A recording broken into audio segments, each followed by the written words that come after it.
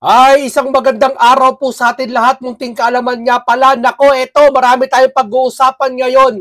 No? Soto, mukha yatang takot na takot masibak bilang SP. Bakit kaya? No? Bakit kaya takot na takot itong si Soto? Ano ba pinoproteksyonan mo? Yung karapatan mo, yung tungkulin mo bilang SP? O yung sinasabi ng iba na ayon sa chismis, kaya nandiyan ka sa kapangyarihang iyan para maprotektahan mo yung talagang salarin, yung mastermind na matumbok. Tulad ng ginawa mo kay Senator Rodante Marcoleta. Di ba nakapagtataka lang mga kaibigan?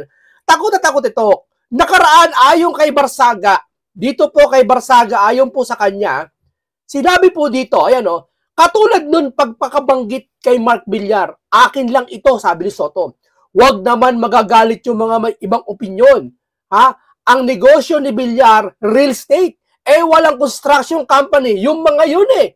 Ha? Anong sabi ni Barsaga? Last week, plano nyong ipakulong sila tapos kayo kakampi mo ulit? Tama kami. Ako tama, hinala ko nakaraan pa. Etong si SP, ha?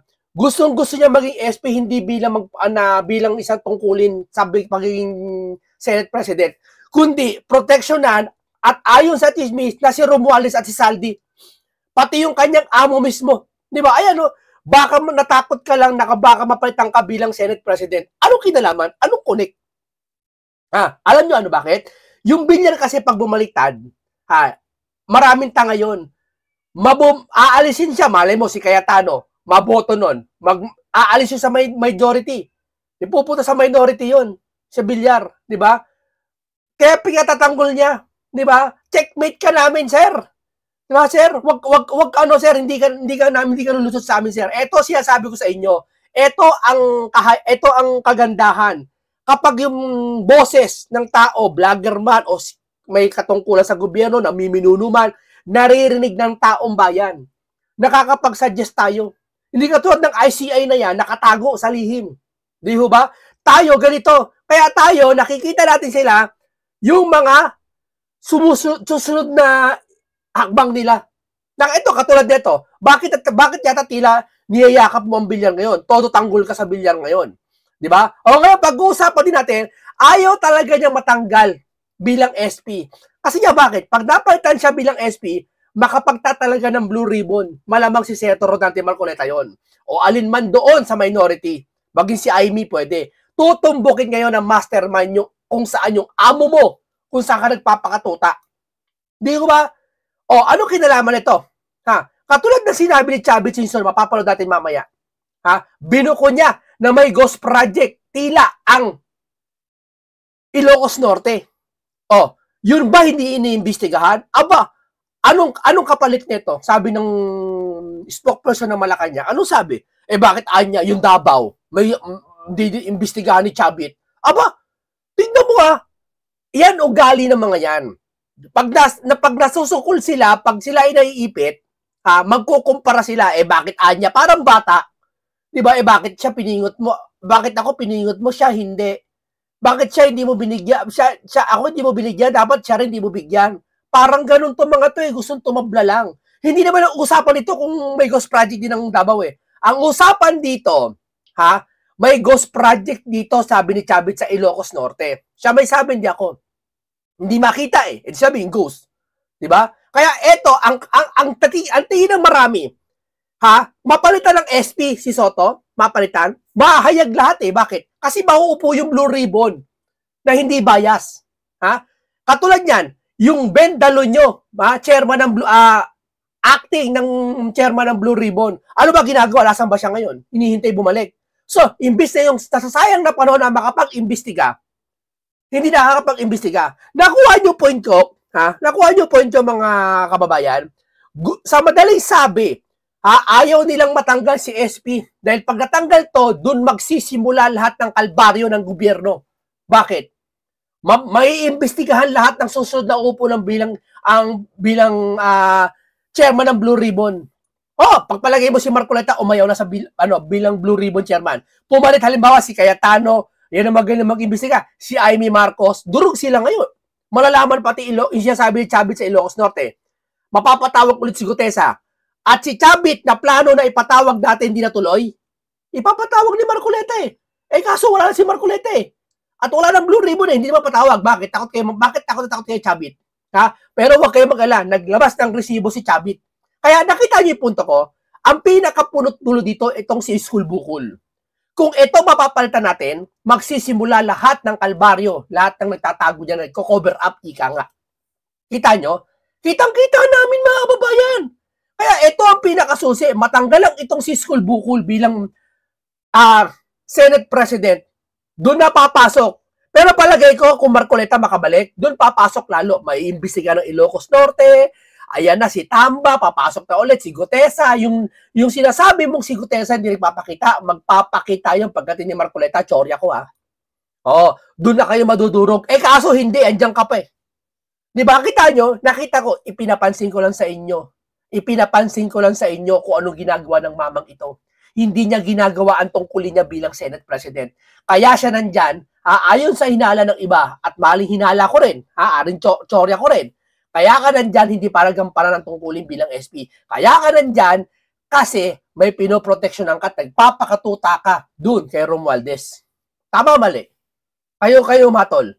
Di ba? Kaya si Kiko Barsaga, parehas kami ng kaisipan, baka takot ka lang sa napad. Mas maganda mga kaibigan, panoorin mo natin ito. Panoorin mo natin itong kay Soto para mahimasmasan kayo sa mga nangyayari. Siguro dapat mas maaga, Senator, kasi parang nadadagdagan yung duda ng mga tao dahil... Oo nga, tsaka may mga nababanggit na pangalan na medyo doubtful ako.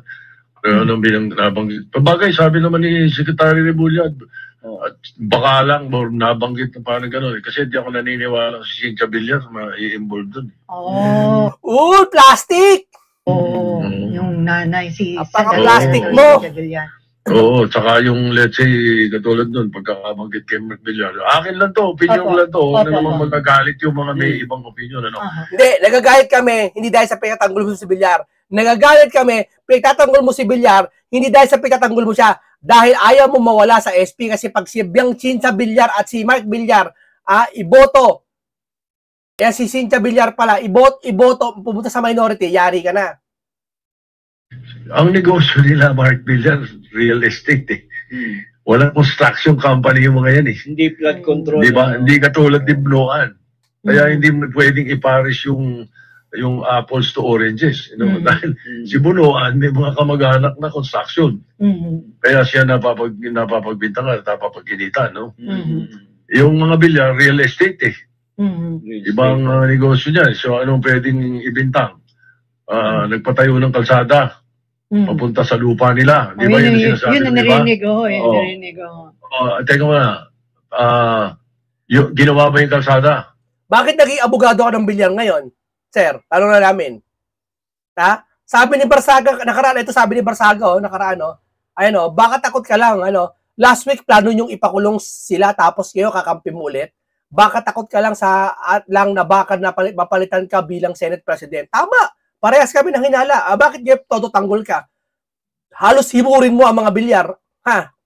Pagkahalataan ka, Soto. Di ba sabi ko nga Kaya gusto niya manatili sa Senate President dahil niya doon sa mga pinoproteksyon ng tao kasi doon magsisimula lahat Mawala lang siya, masosolve ito Mawala lang si School Bukol, masosolve lahat ng problema ng bansa sa flood control. Maniwala kayo sa akin. Oo. Mapapakinabangan ba yung kalsada? Oo. Ghost project ba? Wala. Oo. Iba na usapan yun Kaya sabi ko, basta si Cynthia pinag-uusapan, doubt ako. Laks naman. Kita nyo, tanghala tayo, Huwag mo kang pagbubulahin. School Bukol. Very doubtful ako doon. At hindi rin kayo naniniwala sa doon sa lumabas na fake news yata yung na nagwala daw si Senator Mark Villar doon sa ICI. Ang daming fake news. Napapaginitan. Kawawa naman, napapaginitan. Hindi nangyari yun, never yun. Alam mo kung bakit, sigurado? That was a Wednesday, nung nung nag-testify siya sa ICI. Okay? That was a Wednesday, may session nga nung, kaya ako alam Pagkatapos, the week after, Monday or Tuesday, lumabas yung balita na nagwala daw doon sa ICI. Ang layo naman, 5 araw diferensya, at saka wala siya nun. Wala siya sa ICI nung mga araw na yun. So, political lang. Before siya nandun, wala. Ingat na ingat ka lang sa pagiging SP mo. Butot, wag kami. Di ba? Kasi pupunta si Cynthia. Etong si Camille, pupunta sa minority. Eh di ba sabi niya ni Ping Lacson, manipis ang boto. Manipis ang boto ng majority para masibak tong si SP ulit. Alam mo, gustong-gusto namin talaga masibak ka. Totoo lang. Totoo, bakit? Hirap na mga Pilipino, sir. Maawa ka na. Umalis ka na dyan. Parang awa mo na. Umalis ka dyan, ilipat na dyan si Cayetano, bala pa mapapalitan, mabalik ulit ang mga dapat ibalik sa Blue Ribbon. Diba? Katulad ni Senator Marcoleta, pwede maging Blue Ribbon yan. At pag naging Blue Ribbon yan, mga kababayan, doon na ulit magbubuksan lahat ng ebidensya, lahat, pati kay Gutesa, kay Chavez Singson, Toby Chanco. Si Toby Chanco hindi pinakikinggan di ba? Anong gusto niya? Ipakansila ang passport. Anong ginagawa ng mga to? Hindi kumikilos. Di ba? May kumikilos ba? Wala. Kaya gusto ko po sana na masibak na to para mapalitan Blue Ribbon, doon mabuksan lahat, doon ma-open lahat, at talagang, eto na, pag si Marcoleta ulit ang bilang Blue Ribbon sa akin kung gusto niya pang bumalik, eto na, dito na simula lahat, matutuklasan lahat. Kaso eto, hindi dito to Kaya po ipigil. Eto, painggan natin ngayon si Chavez Singson, makikita natin ang resibo na nilabas si Chavez Singson. Yari kayo ngayon dito. Si Chavez, pero bago pa yan, baka makalimutan ko. Ito muna si Risa. Gagawin nila si Risa na Blue Ribbon. Huwag kayo maniwala kay drama ni Tito Soto. Insertion queen ang gagawin niyang Senate Blue Ribbon Committee Chairman. Alam mo, duda ko, chorya ko bakit si Risa gagawin niyang Blue Ribbon at si Erwin aalisin na? Una-una si Bendalo, wala sa sarili niya. Hindi malaman kung talagang siya ay magiging Blue Ribbon. Hanggang ngayon kung talagang gusto niya magiging Blue Ribbon niya, dapat di siya umalis, nag-imbestiga na siya. Wala na kung ito naman si Risa gagawin Blue Ribbon, sa akin hindi maganda to. Bakit? Ni minsan niya, hindi ka nagsalita mga pinklawan. Nagsalita ba mga pinklawan tungkol kay Romualdez? Sa issue na to? Hindi. Puro sila banggit na panagutin ng mga makorupsyon. Hindi nila mapangalanan kung sino yung panagutin korupsyon. Sino? Pangalanan nyo, mga pinklawan kayo. Hindi yung play safe kayo. Di ba? Play safe sila Hindi kasi, hindi nila malaman kung kakalaban sila kay Marcos o hindi Kaya, pag kumalaban sila kay Marcos, wala na sila sa 2028 election. Di ba? Lulubog sila. Alam mo naman pag kinalaban mo ang administrasyon niya yun. Di ba? Mawawalan ka ng pension. Hindi, joke lang yun. Ito, panoorin natin si Chavez, bigay tayo ng reaksyon This is the future of our children. Tulungan po natin sila. Now, mag-schedule lang ang mga kabataan o yung mga mas hindi nag-aaral. Sila mag-schedule. Huwag na yung mga politician mag-schedule ng rally. Isa lang po rally natin at susuportahan po natin lahat.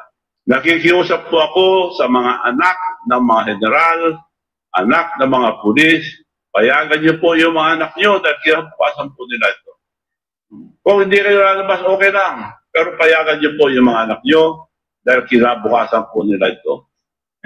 Hindi ba baka sabihin na naman na doon sa Malacanang natin safety to sedition yung para sila sabihin? This is supposed to be a free country. Pwede natin sabihin lahat ang gusto natin. So, kung ang... Yan niya hirap Ang dami sasalitang mga gusto sabihin, di makapagsalita Di ba? Bagay, yung ICA niya, tinatago ang investigation Di ba? Ito pa kaya makapagsalita ka na malaya. Sadya nila ipagtakpan tong kalukuhan, mali po yun. Kailangan po sabihin natin, at liwanag na si mga Diskaya, 3 years, 31 billion ang binigay nila. Sino nagbigay? Mga powerful. Sino nagbigay? Yung mga nasa Congress, si Speaker, dalawa lang tinuturo, Speaker at saka Saldico. Kung wala kayong koneksyon doon, wala. Sino naman ang may-ari o boss ang dalawa? Ang presidente. So, si presidente naman, bisigan yan. Dapat siya mangunguna. Ayun, mag-resign daw tayo lahat. Dapat siya mangunguna. Alam niyo bakit? Bakit? Diba, napakalinaw naman Diba? Sa tingin mo, si Saldi saka si Romualdez, makakapwesto ba yan dyan, si Romualdez, kung dahil sa presidente? Diba? Siya pangunahan niya. Wala Diba? Naghihintay yung tao ngayon. Hanggang ngayon, hindi ma-broadcast yung ICI na yan eh. Di ho ba mga kababayan? Kaya alam nyo tumbok na po ang sino mastermind. Sabi ko nga, itong si School Bukol, ang pinaka-head dyan. Mawala lang yan, mapapalitan na kagad ng Blue Ribbon. Doon na magsisimula. Ayaw nila talaga ibigay. Obvious na, sir. Neck nyo. Abogado si Marcoleta. Hindi ganun kaengot ng isang abogado. Kayo, hindi kayo abogado, sir. Abogado si Senator Marcoleta, litigation lawyer at marami experience yun. May kakayahan nyo, may kapasidad yun maging Blue Ribbon, but ayaw nyo ilagay. Hindi nagalit yan ng ibabaw sa inyo kay Marcoleta. Ayaw nyo ilagay siya dahil mabubukulat lahat ng baho ng gobyernong ito. Maniwala kayo sa akin. Diba? Todo na mga kababayan. Kita nyo naman. Mulat na tayo, gising na tayo sa katotohanan, nagbubulag-bulagan ng iba sa atin. Diba? Bakit? Kasi loyal ka kay BBM. Ako, halimbawa ko, loyal ako kay BBM. Ang gagawin ko, oo sige, loyal ako kay BBM. Pero lahat ng kaalyado niya at nangasangkot, lalo na yung pinsan niya, galit ako. Pero hindi pa rin mawawala pagiging loyal ko. Ganun dapat. Hindi. Itong mga loyal na to, loyal kay BBM. Kahit nakagawa yung pinsan ni BBM ng mali, at sino man sa kanila, i-justify nilang tama yun at tatanggapin nila kahit mali. Hindi, pinsan ng idol namin yan. Loyal kami kay BBM. Pag loyal is loyal. Hindi na pagiging loyal yan, pagsamba na yan sa Diyos-Diyosan nyo. Di ba? Hindi po ako pabor niya mag-resign lahat. Marami naman matitiro, mga leaders, hindi naman lahat masama. Pwede rin gusto nyo lahat. Pero hindi po, ang dapat mag-resign ang presidente dahil command responsibility niya ito. Siya namumuno. Sa mga ibang countries, nagre-resign po agad yung mga leaders. Sa hiya. Yung mga iba, nagpapamatay pa. Kung yung mga iba, mga kabataan lang recently sa Madagascar, tanggal yung Prime Minister, kabataan nag-rally, matatapang sila. Pero naniniwala ko, mas matapang ang mga Pilipino. Ipaglaban natin ang ating mga kabataan, suportahan po natin sila, dahil kinabukasan po nila ito. Based po sa investigation nyo, doon po sa Ilocos Norte, may certain numbers po ba tayo dyan kung ilan po yung nakikin yung some standard or those project doon? Isa lang ito, may darating pa. Gusto nyo, pakita ko. Okay, sir. Pakita nyo nga dito sa isa lang po ito. Eto na. Eto na, painggan nyo to Naglabas po ng ebidensya si Chavit Singson. Yari ka dito, ghost project to sa Ilocos Norte. Tanong muna, sino ba nakatira sa Ilocos Norte? Sino ba dating governor doon at sino ba dating congressman doon at representative doon? Kayo na humatol kung sino. Di ba? At ito, sino ba nakatira dito? Tingin nga sa lugar na to. Bakit di imbisigahan to? Tatamaan kayo. Ituturo naman Davao. Bakit ang Davao hindi unahin? Sabi nung spokesperson ng palengkera. Bakit daw yung Davao hindi unahin? Ba't unahin yung Davao? Bakit? Hindi kayo mauna dyan, andyan yung ICI Hindi imbisigahan nila yung Davao. Basta ito, nilabas si Chavit to, imbisigahan nyo rin to. Di ba? Gusto mo na liwanagan yung balik nila sa akin na meron daw sa akin sa trap. Inaamin ko sa amin yan pero wala kami pangalan. Now, yung anak ko, kalalagay ng pangalan niya dahil umutang. So yun, sinasabi ko lang, totoo. Ito ngayon, ang bigay ng Public Road and Highway. Sa truck po lahat yan. Magkano ang pondo? Liwanagin nyo nga. Ang pondo na binigay.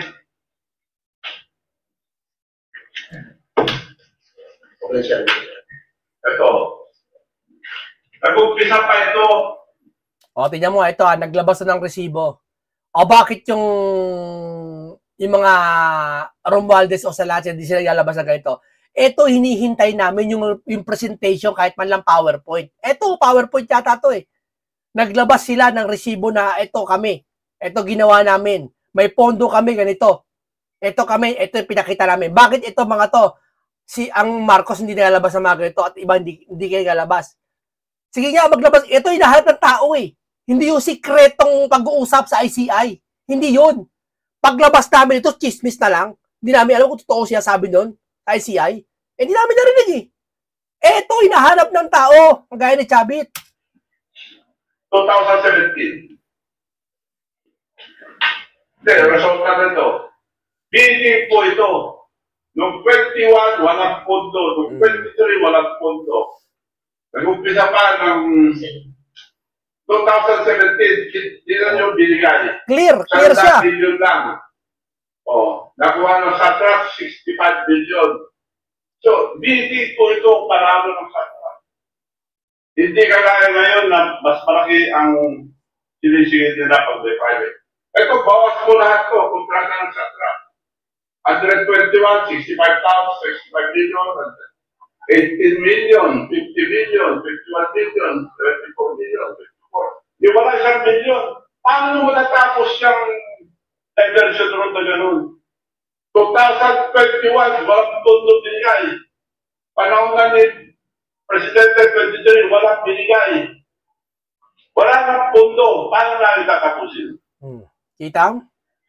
So yan, pwede na nag-bisikan lahat. Wala palang pondo para tatapusin. Tapos pagbibintangan mo, Madam Claire, pagbibintangan mo si Chavit, imbisigan, eto, supalpal sa mukha mo. Pakukulong po lahat ng mga engineers at Satra kung may kalokohan.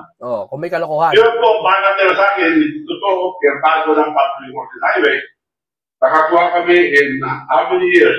17, 18, 19, 20, 21, 22, 23, 24, 25. 9 years! Yan ang nakuha namin. Ang estimate, 924 million. Nakuha namin 780. 200 million na bawas. Yan ba kalukuhan? Yan ang tunay na bidding. Ito tunay na bidding. Ito may resibo. Kayo, maglagay. May nakita ba kayo isa sa mga congressman ganito nagaganito? Hindi yan dapat salin eh. Ang imbestigahan eh. Ito, ipakita nyo yung ganito katulad kay Chavit. Tambolos-los, pakita mo to. Junior, pakita nyo yung ganito nyo. Yun, tapos na. Kung na tayo ngayon sa Ito na, Ilocos Norte, yari ka na. Ito, sa Ilocos Norte, gabi, nagkahabol sila ng project sila. Gabi, overtime, naghabol ng project. Masabing ayos. Tsorya ko masabing may makikita o ayos. Mayroon kami, naghahabol gabi. Kaya sabi ko sa inyo mga kababayan baka sa lugar nyo, madaling araw, pasyalan nyo yung mga lugar na alam nyong wasak yung isang project, wasak. Madaling araw, puntahan nyo, baka may nag-aayos. Para masabi, wala kaming ghost project, may makikita. Pero ampaw pa rin. Magmasdan nyo lahat ng lungsod nyo, baka may ganito sa inyo. Sana. Pakita mo yung araw. Ito po ang mga project sa Ilocos Norte. Yan po ang flood control nila. Yan, wala kayong makita. Parang multo, wala kayong makita na project sa Bintaro. Sa Bintaro. Parparoro, sir. Parparoro, Bintar. May camera, may video. Isa lang po ito. Marami po akong iba. Nag-aapon sila, nagre-refer. Antay ba ICI bago ma-refer kung substandard. Pero hindi na mahabol dahil yung mga iba wala. Pakita mo ang iba, marami pang mga speakers. Yan. Ayan Anong ginastos dyan? Milyon yan. Asan dyan? Parang di ba kasi substandard? Walang pang-flood control. Pero may pundo yan, sir. May pundo yan. Bayad na. Ayan, pang-flood control nila. Bayad na pala. So, hindi na po lalayo ang ICI. Kung tayo ron, makita nyo. Bakit yung ICI, kung saan kayo nagpupunta, bakit sa Ilocos Norte hindi nyo ito imbisigahan? Yun ang ayaw kay Chavit. Maski makita nyo yan, anong gagawin natin? Huwag naman natin gawin gago lahat ng mga Pilipino. It is the human responsibility of the President. Dapat maawa siya, mag-resign si Presidente para tapos na lahat. At wag na sanang antayin na mag-rally ang tao hanggang sa Malacanang. Nangyari na po ito nung panahon ang tatay nila. So dapat maawa ang ating Presidente sa mga kababayan.